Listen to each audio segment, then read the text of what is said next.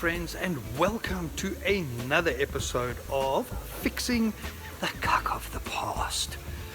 And I tell you what, hey, we are digging through that pile of manure and finding all the little horrible fruit bits, chucking it away and putting in really nice, new, functional, professional bits and pieces. Over my shoulder, our man Sydney is busy, so without any further ado, let's see what the boys are up to. The time has come to start reassembling the massive jigsaw puzzle that makes up Merai's nose section. treated.The and his team have completed the strengthening of the support brackets for our massive power plant. The engine mounts are now doing what they're supposed to do, hold the 550 kilogram engine in place.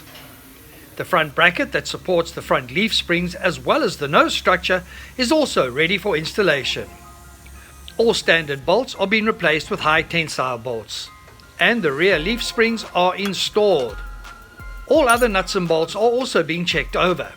The fan, radiator and intercooler are lining up for their turn to be fitted. In this workshop, when things happen, they happen quickly. Over my shoulder is the whole front axle assembly and the suspension. Now it's going to be really interesting to see if when that gets installed, if all the holes and everything line up, because now everything has been done 100% up front. Hopefully everything fits. Please God, let everything fit. However, this is Meraai we are talking about, so I take nothing for granted these days. I do not get to this workshop as often as I did in the past due to the distance from our home, and when I do, my faith in people is slowly being restored. Overnight there has been quite a bit of progress on assembling of Merai's front section. You can see the radiators in, the intercoolers in, so obviously everything behind that is all connected up. The bracket at the bottom that is going to hold the bull bar, the winch, that has all been installed, and everything is really looking fantastic. Just got to seal everything up with anti-rust stuff, but yeah man, I'm a happy boy, hey? The bracket for our front leaf springs have been fixed, and the dangerous welds are a thing of the past. So many dangerous things of the past have now been wiped off the slate. I sleep much better at night knowing that the work being done here is from the top drawer. Meraai is under the microscope. The smallest irregularities are reported and rectified. With the assembly going so well, I'm pretty confident that in the next few days we are going to be moving Meraai across to our mate treated.The's workshop. Now I have made a list of things that I need treated to attend to, so let me just share that list with you. Rehang all doors as all doors are faulty. Repair all door locking mechanisms as all mechanisms stopped working. Remove all complex driver cab entry steps and replace with simple functioning steps. Rework and refine mechanisms for the main living area entry steps. Reinforce all raised body spaces. Insert inspection panel on the engine cover. Check solar panel mountings. Check spare wheel winch mountings. Check and treat all rust. After all that work, Meraai will be a new vehicle. But only if this next heart-stopping footage ends on a positive note. This truck is close. Too close. Tell you what, when these oaks move these trucks in and out of here, I break sweat. That is a tight fit. And these are big machines, man, but I'm like, yo, I'm watching closely. My heart was in my mouth as the truck got closer and closer to Merai's newly reconstructed engine compartment. I shit you not. That's like a couple of centimeters, man. I can't watch. Any moment now, I expected to see our newly refurbished engine mounts and radiator being ripped from their mountings. The god of motorhomes was holding Merai's hand, and by some miracle, the truck slid past her with air to spare. Okay, no, this oak is passed. He will be allowed to park my chimney. I managed to get my heart beating normally again, but I was a wreck. Rather me the wreck than Meraai. If we had put money on me believing that that truck could fit in there, get past Meraai before he started, I would have lost big time. Okay, let's continue with our assembly.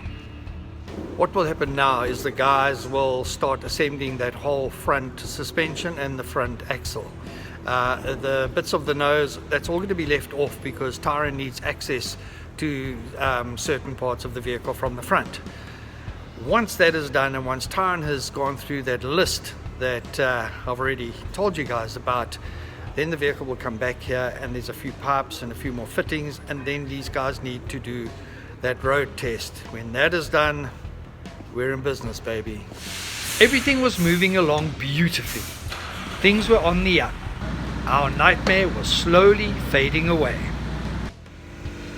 We had a wee little setback with the front suspension. What happened is when we had it retensioned, we tried to get as much lift as possible. Then when the springs came here looking all beautiful, they wouldn't fit because they were like really buffed. So what we had to do is send them back to our mate at Isocha Springs and just knock off, like, I think it was 30 mils, 3 centimeters, and that seems to have solved the problem. It was a quick fix, and our front suspension is now sorted. Here you can see just how important those front brackets are. They support the entire front suspension. If this had gone unchecked, the consequences would have been horrific. After last week's show, a comment was made on the YouTube channel that it seems as though I'm just doing a lot of East Coast scratch and dent bashing, and sort of what has happened to the dream called Meraai. I don't see this as bashing. I am stating facts. I am just working with facts. I'm not embellishing on them. I'm not adding anything to them.